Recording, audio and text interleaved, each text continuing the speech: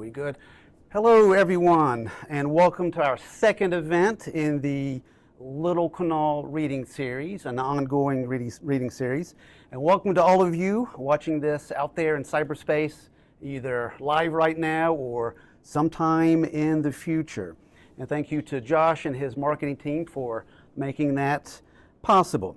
As you probably know, the Little Kanawha Reading Series is a collaboration between the Departments of Language and Literature, Social Science, and also the Robert F. Kidd Library. Its mission is to provide a showcase for a diversity of literary forms and voices in order to acknowledge and enrich the cultural heritage of Appalachia and the communities around the Little Kanawha River. Before I introduce this afternoon's reader, I'd like to also thank Jason Gum and the RFK Library for hosting us once again and for once again providing snacks. We have a wonderful reader lined up for this evening.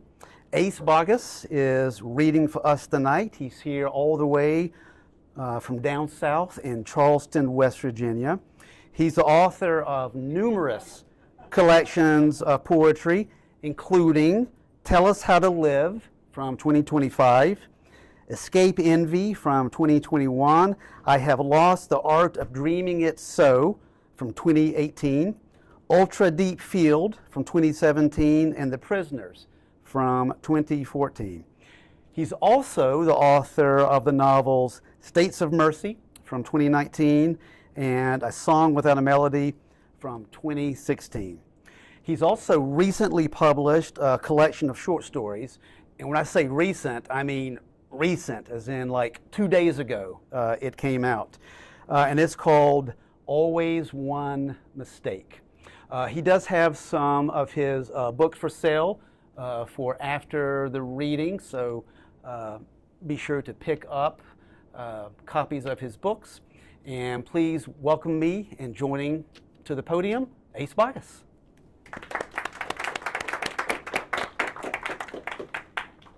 We'll sit here. Hello, you daydreaming denizens of Glenville. Before I get started, as he said, I have a new book out that just came out Tuesday. It's called Always One Mistake. I don't have copies yet, but there are postcards. Feel free to take one. What he didn't mention is that a lot of my writing began while I was incarcerated. I spent 5 years in McDowell County at Stevens Correctional Center, where I wrote this book, The Prisoners. It was accepted on the day I made it out. Thursday. Smiley dances in his state-issued boxers, sings Elvis. Not that jailhouse song, the one about mistrust. There's the smell of a cigarette's gray, illegal beacon and hooch in the air like boys playing watermelon football. Brandon's cussing his old lady on the phone. Big man's in the stairwell punching some snitch in the eye.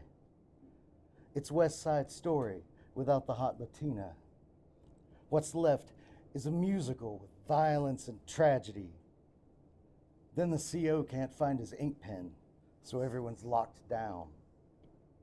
I take all this in, then lie back on my bunk to read a book about serial killers and the cops who understand them. The story makes enough sense that I don't wonder if there's ever a theme to anything.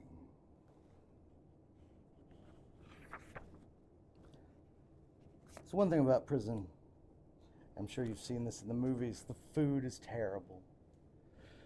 The way inmates, at least in West Virginia, tend to deal with that is they just pile everything together into one big mound, kind of like the mashed potato mountain in Close Encounters. And it makes for interesting eating. This is called the prison chefs. They compile their pizza bread from everything, composing chromatic symphonies, chaos, string cheese over garlic loaf, carved sticks of beef and stir fry, iron ore from meteorites, the clipped fingernails of God. Into their soups go saltines and syrup, corn chips, potatoes, and refried beans. An alphabet stew, hardened like words and wrapped in scrolls of papyrus to be swallowed whole like a bitter brimstone sermon. Their sandwiches, sweet mercy, empty all the commissary shelves. Spice and sausages, pickles, sardines, peanut butter, and cookie crust. Whatever mustard and mayo won't conceal. They're artists. They are ghouls. Making of Renfield a Wolfgang Puck. They could cook the delight from a birthday cake, rob it of richness and fill it with rocks, then devour it brick by painted brick, as if redemption might be lost with any crumb that tumbles from their plate.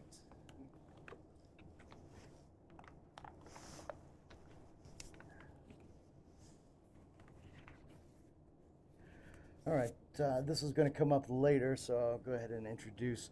I've spent pretty much the last 20-some years writing poems based on questions. I take questions from friends, from other poems, from movies, wherever I can find them. I even found one on the back of a cereal box once. But there's a section of those question poems in this book. And this question was one that I got asked often. I was the inmate legal rep while I was locked up. And people would come up to me and say, "Can they do that?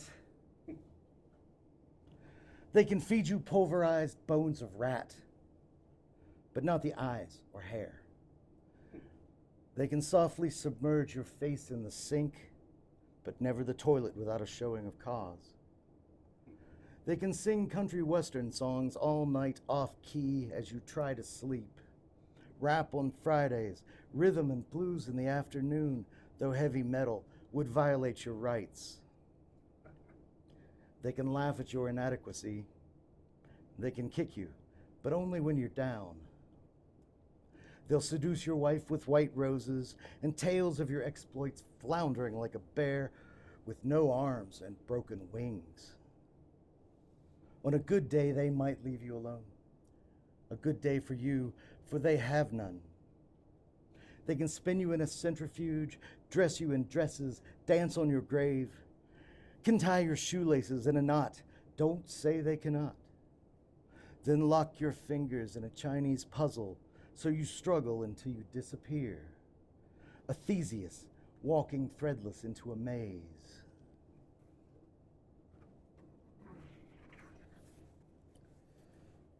This question comes from a book that I read while I was locked up. I had seen the movie before, but never read the book. It's William Peter Blatty's Legion, like a sequel to The Exorcist. Can't you leave a man a little shred of dignity? In from the cold and stripped to the skin, their tattoos speaking a litany of their broken hearts. They are searched by inches. They squat and cough. They feign to laugh at blue-black goose flesh, parading like Shriners up their muscled arms. Though they work without shackles in open air outside the prison walls, they are yet prisoners. Always at the mercy of someone, the road boss, the wary guards, the camera's importunate eye, the assistant warden of security. What it means to have clearance, to have freedom without being free. They jiggle and dance, weaving their flesh to show in their nakedness. They carry no contraband. Cigarette butts sour like wet gravel. A cell phone, a joint or bag of weed, a blade.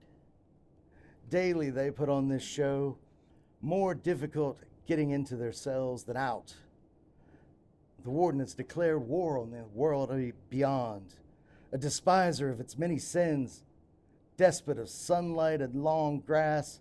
What stays hidden can't be contained. It's inside the fences where men are saints. innocent and virginal in their pinkish suits. Out there, only trouble waits in a passing car, a woman's arms, an amber bottle left half filled with tears of loss some stranger wept at night.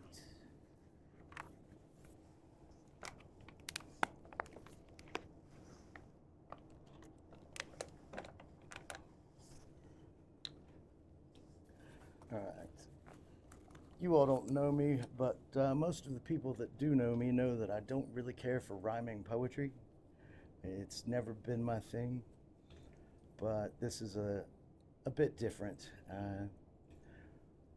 We used to get movies that were brought in back when Netflix was still on disc. And the discs would be passed around one night to one cell, or to one pod, one night to another pod. And one night they got this movie in, and I don't remember anything about it except that it had Angelina Jolie in it, and she was pretty much naked throughout the entire movie. And the next day, people would come to me in the law library and ask to talk to me about things, and they would say, "You know what? I dreamt about Angelina Jolie last night." So I wrote this. Cool. Real cool. Convicts sometimes dream the coolest stuff. Harleys, pistols, stocking masks, and booze, and Angelina Jolie in the buff. Mugshots of their best friends looking rough on America's Most Wanted or the news. Convicts sometimes dream the coolest stuff.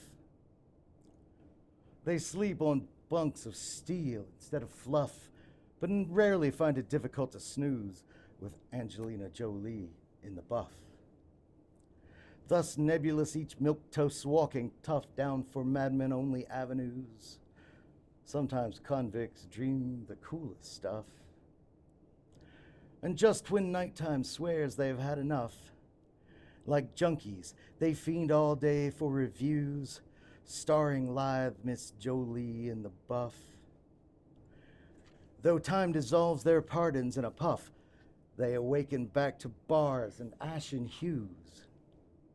At least they pause to dream the coolest stuff. Oh yes, oh Angelina, in the buff. The last one I'm going to read from this book, this is probably my favorite in the collection. It's a real story. The Perfect Murder. Gas explosion, says the shorter of the two inmates. Sad smile, greasy Elvis hair, and you can tell he's considered it. Measured the hiss and stink, the spark, the why and for whom he doesn't let slip. Hole in the line, he says, then boom! It burns away all trace. Nothing the other suggests seems as interesting. Car wreck, sleeping pills, several other versions of fire, like smaller caliber bullets, without the bright and bloody big bang of their betters. Even this back and forth is tense as a Hitchcock film. So I interject. No, the best weapon's still a deadly scorpion. You can't get fingerprints off a deadly scorpion. A setup, waiting for the question. Finally, the taller one gives in. Why can't you get fingerprints off a scorpion? He says. I say, because it doesn't have any fingers. As the hard, embarrassed silence of one and Tommy gun laughs of the other reshuffle their dreadful tarot deck of a dialogue. It's like that scene in Psycho when you first realize it's Norman Bates wearing his mother's clothes, and you don't know whether to giggle, gasp, or softly readjust your ashen wig as you sink down lower, ever lower in your seat.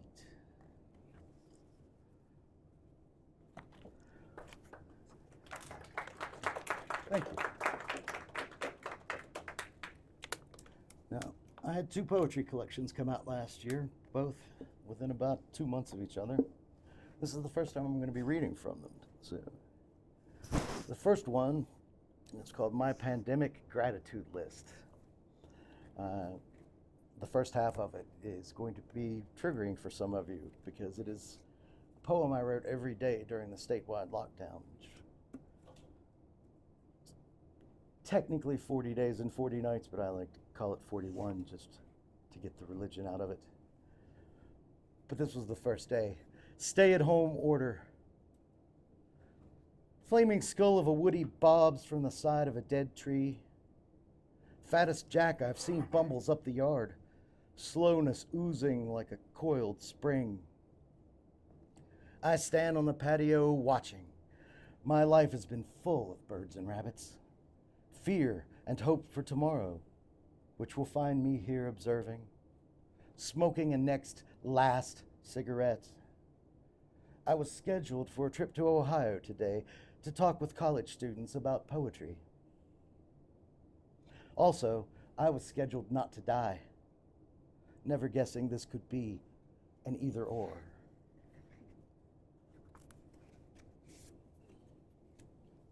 On day 2 of the lockdown. Mist, glittery, falls apart, collapsing like a light rain. There are no guards in the mist. I have not seen death appear, wearing its silver cloak. I could go on like this for hours. How many days before a mind of mayhem? The mist breaks apart like a lovely funeral.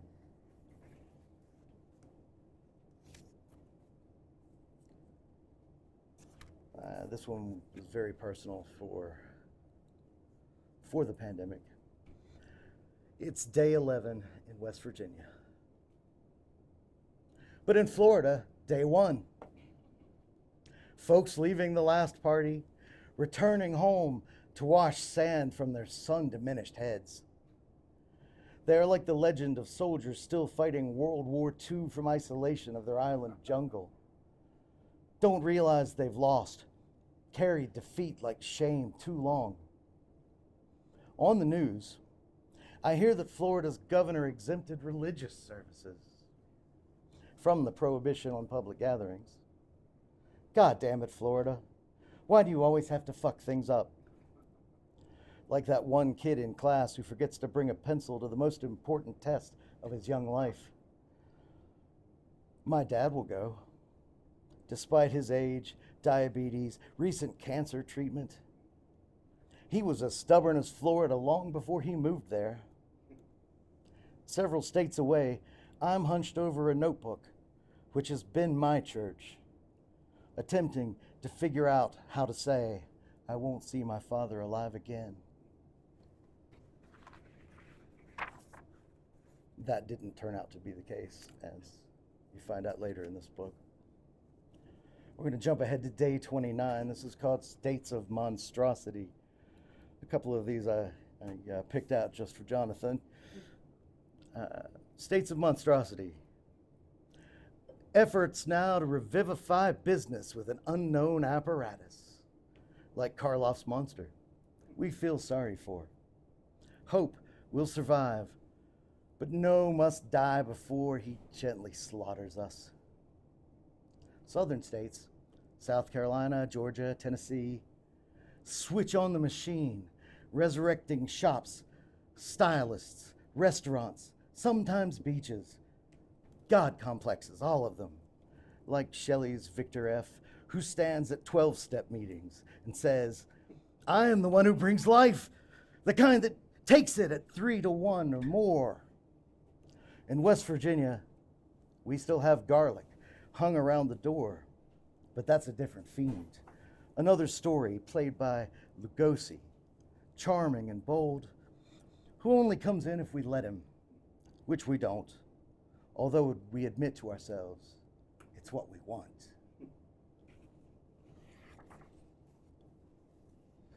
And statewide lockdown, day 34. Reduced to watching Sharknado 5 global swarming as if it's art. Oscar worthy, more than a diversion from the B movie of life in America It's cheesy outside. Everyone masked, cracking jokes about drinking bleach while the president lies that he too spoke in jest. The story of this nation could have been filmed by Ed Wood in one take. We see consequences of the monster. The rest off screen. Scary in a dumbass way. Like cop zombies in Plan 9 from outer space. Sharknado is more like eating cotton candy for dinner, consumed for 90 minutes, stomach no less empty than before. In the second half of this book, the gratitude list, I wrote a long sequence of poems that are all really just part of one poem, but they all begin with the same opening. This is gratitude list number 3. It's called Misadventure. Forgive me when I praise my wealth of misadventure, how the knife pressed against me scarred my thumb and fingers, never took my throat. How the knife that pierced my lower back spared an artery by an inch of fat. How the knife I wielded like a child's plastic sword found an arm and thigh, but nothing to haunt me past this writing down. How the knife I threw stuck only in a door. How the pistol cocked behind me somewhere in shadow never discharged, while cash and goods were exchanged. How the larger knife held at my neck turned out to be a test by a desperate man who wanted my desperation. How the officer's boot grinding my skull into a blood-soaked pharmacy floor raised up before a bone could fracture. How the fists of the other prisoners found my face just enough to land a message. How I survived the way I lived. How knowing I survived somehow doesn't make me a survivor. How the knife tonight cut meat. So dull, I thought. So simple and pleasingly dull.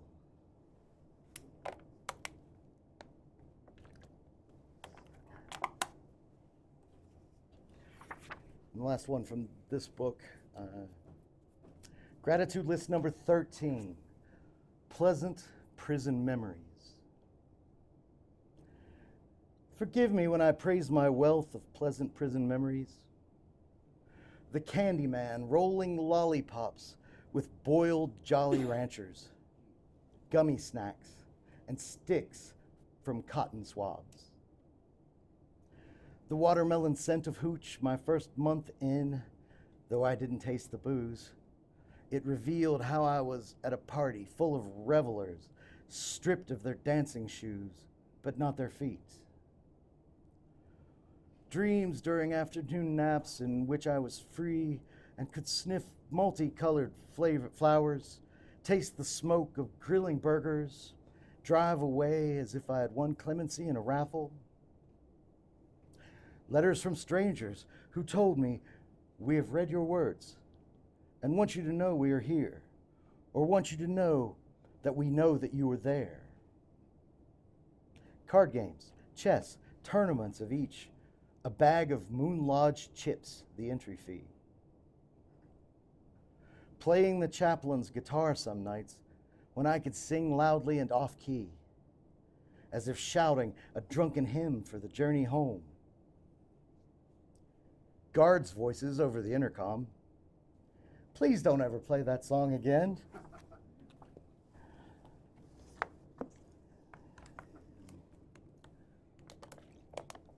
And this is technically my newest book, although again, these two really came out about the same time.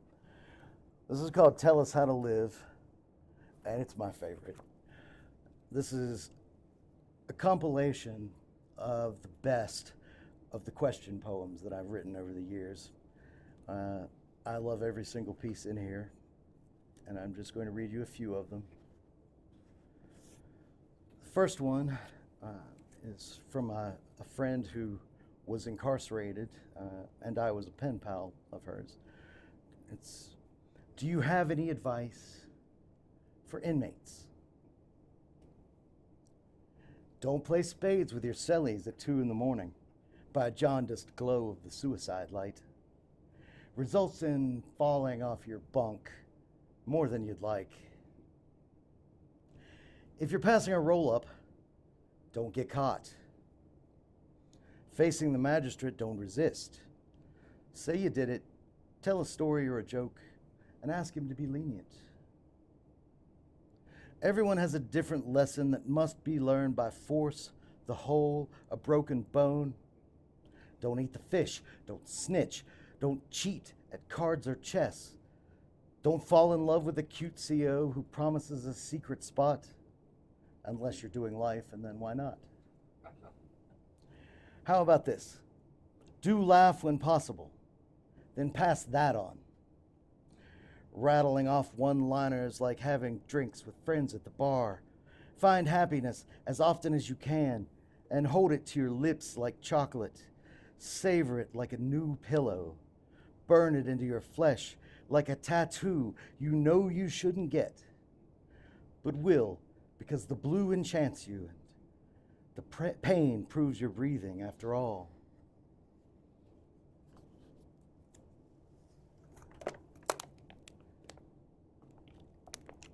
This is an older piece. It's actually written before prison, which was quite a while ago.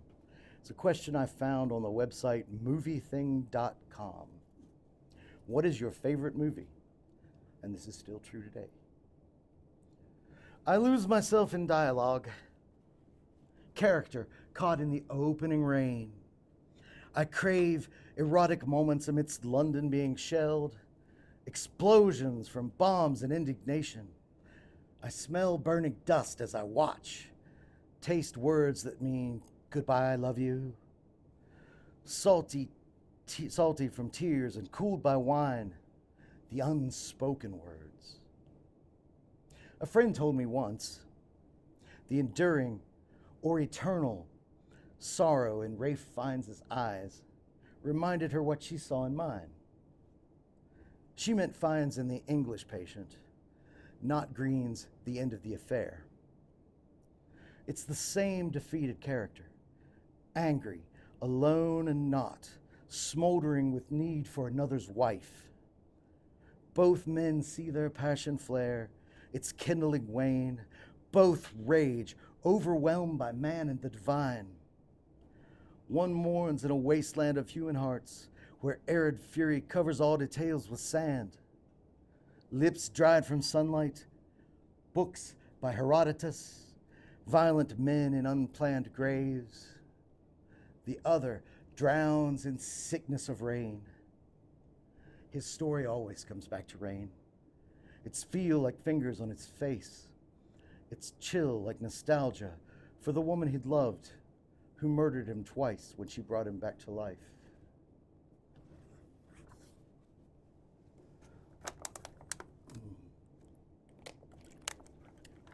Oh, this is from a novel written by a friend of mine,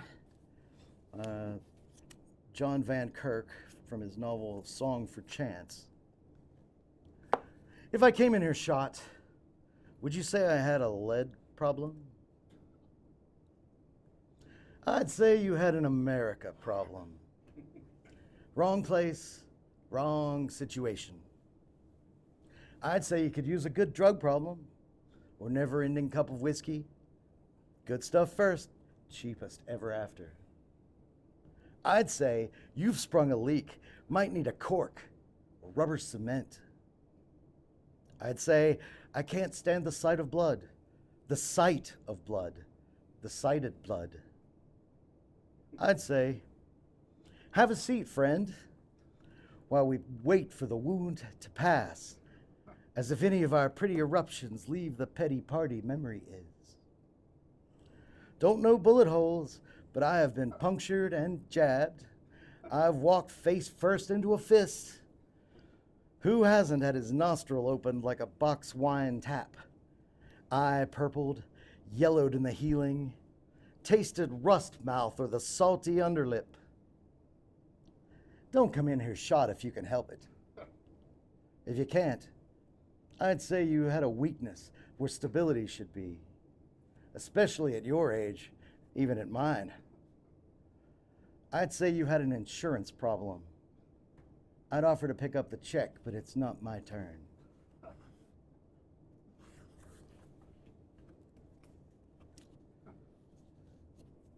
This is a question asked by another friend of mine, a poet named Randy Ward. Shall I send you some bitter broth? Let the soup stone salt my swollen lips. Let each noodle slither down my throat. I like it better bitter than the customary hope you soon recover. Call me over cans and string to tell me get yourself together.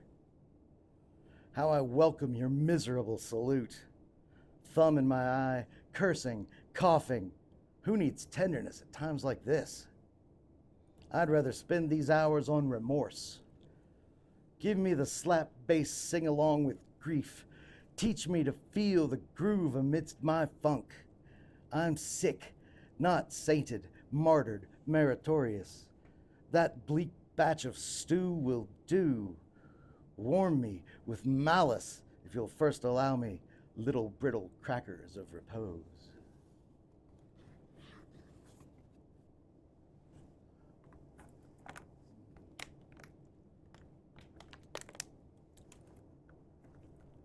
This is a question asked by Karen Crago, who used to be the editor at Mid-American Review. What syllable do I chant for God to hear me, and at what frequency? It plays in B flat, the same resonating omnipresent from radiators, power lines, low thrum of machinery. How it throats its solo sutra, sotto voce. Always, though we've tuned it out, absolving our ears of its static like an echo left from the Big Bang. Not Zen, Om, but oh of a sigh.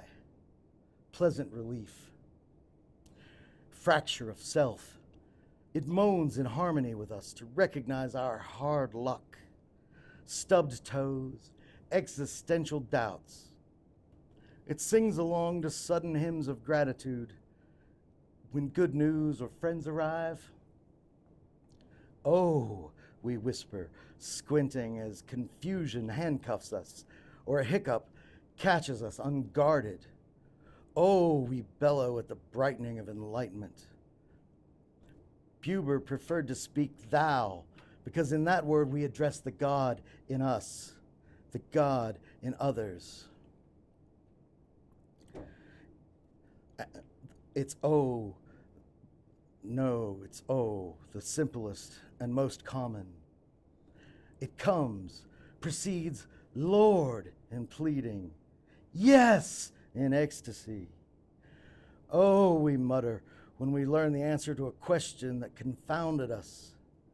Oh, we gasp when we don't find out.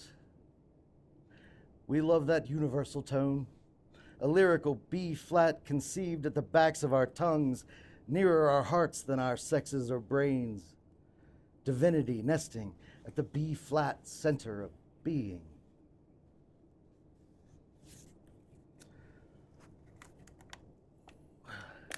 When you're a writer long enough, you have a lot of writerly conversations with other writers. And this is a friend of mine, Marnie Wilson, asked this question. I want to be a minor poet, but does that mean I have to be sad all the time? Have you learned to say woe and lament in flat tone that sings depression? I have. And the song lends me happiness. All the songs, cream and coffee, the major key of greatness, trumpets feelings others experience. A minor poet, then, must feel too much and share the rests. 7 notes of silence in a scale. What are we that we should be mutely celebrated? We swish our pens in replicating hands, drawing a moon and stars, not ours, in words denser than the constellation Pegasus. How do we entice strangers to lie back in their driveways, look up to us, love us, wish upon us? Will they admire and shape us in their nighttime pareidolia? Yes. Now go take shape and let me write this down. And I'm going to close tonight with a piece from which this book gets its title. The question comes from the poem Corridor by Adam Zagajewski, one of my favorites. But won't you tell us how to live? Be obnoxious. Be indecent. Those who can't handle the surface you won't survive the subtleties beneath. Be loud when needed, loudest in laughter, quiet whenever others are complaining. Be a saint in the wilderness, not some lurker hiding in a cave. Wear your cage like a summer hat, so strangers might observe your plumage without reaching a hand for you. And if they do, then bite. Tonight, answer someone's question with a pining pseudo-sigh, then turn away so you appear to be keeping your secrets in a locked drawer. Lock the drawer containing garments too small for you, smelling of dust and the cigarette smoke that doesn't fade. Be deceptive, but not malicious. Let the you of you become a mystery. Invisible hand moving pieces at peripherals. Allow no witness. Force all to speculate, believe. Then disappoint them. They never understand you. Now forgive. Thank you.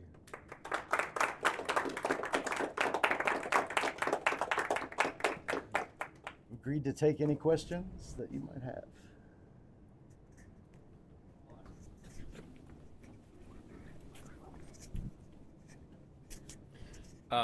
So I teach in the prison here, English composition mostly. The federal? FCI.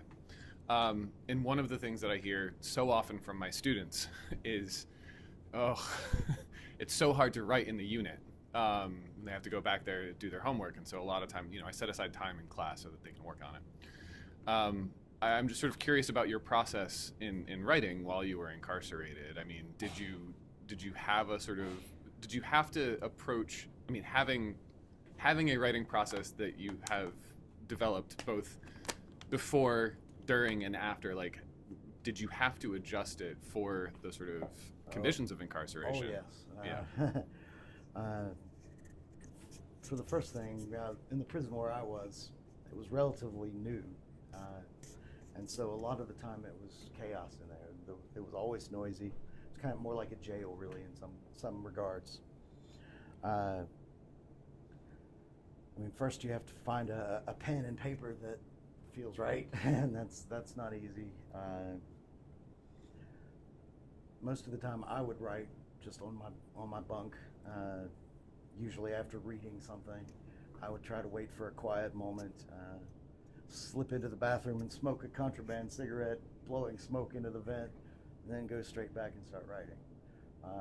Often there wouldn't be that much time, so I would try to get the entire thought out in just a short session, and then go back and work on it later when there was more time.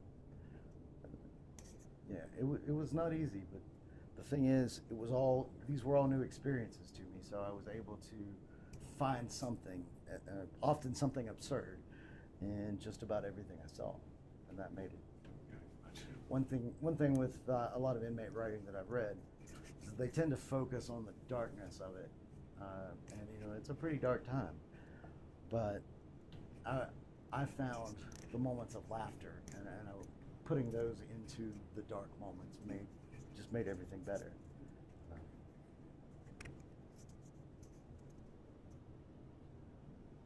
Wow. And thank you Dracula poem, by the way. I really appreciate that. I also don't rhyme often in my poetry. You do it well. Your rhyming poem was terrific. So I'm just curious why you tend to not write rhyming poetry. I have my own answer to that too, but I'd love to hear your answer. Yeah. It is very hard to do well, and too many people want to start out with that.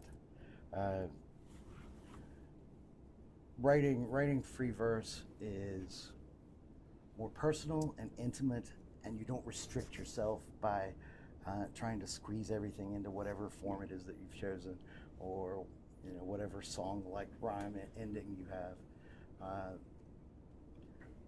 And that's really what I'm looking for. I'm looking to get things out of me, not to write a #1 hit single. Although that would be great. I could use the money. Yeah. Yeah, absolutely. I can pass the mic on. Also, I'll tell you, as an editor of magazines in the past, when people send me rhyming poetry, it is almost always bad. It's tough to do. In fact, I'm teaching an online creative writing class right now, and one of the first things I said to students is, you can't rhyme, at least not yet. Maybe eventually, but it is difficult to do. I agree. Learn your voice before you try to imitate others. So I was just curious. So I try and read a decent bit about or from people that were incarcerated because I find that kind of thing interesting and something I was curious about. A lot of what I read is from people trying to find their escape from the situation they're in. Whereas with you kind of wrote about it, and I was trying to figure out if there's a specific reason you chose to write about your situation instead of trying to use it as your escape. It's because most people in prison, when they come to writing, they are learning writing, and so their initial instinct is to just talk about the horrors that they're experiencing. I wasn't a prisoner who came to writing. I was a writer who went to prison. And as such, I observed everything around me. I took it all in, the good, the bad, and the often hilarious. And I wanted to convey what I saw beyond just my personal experiences. I mean, that's the same with this book. I mean, everything in here is actually witnessed. I mean, it's stuff that I've felt deeply, but not always about me. And I think that's the thing with people coming to writing. Their initial instinct is also to write about themselves. Looking at myself in the context of the others around me has been a big part of my writing.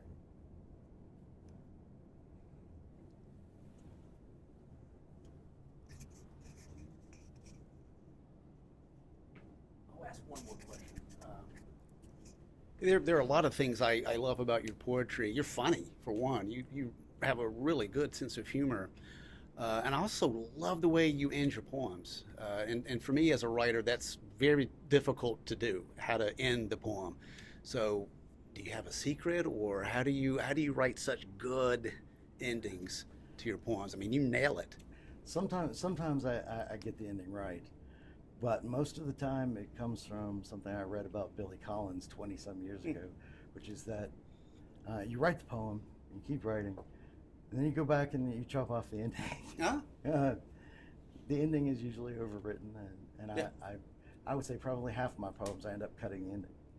A good rule of thumb is if the poem isn't working, cut off the ending first, then cut off the beginning. Still doesn't work, then cut off the middle. That's great advice. Sometimes to me it's amazing how you can improve a poem by trimming and trimming and trimming until you get it right. Thank you. Any other questions for Ace while he's here? I would like to say I have some books for sale back here. Please come by and say hello. If you're a poor broke college student, I will cut you a deal. Let's give Ace one more round of applause. Thank you all, and thank you for having me. Yeah, thank you all so much for being here. Hang out for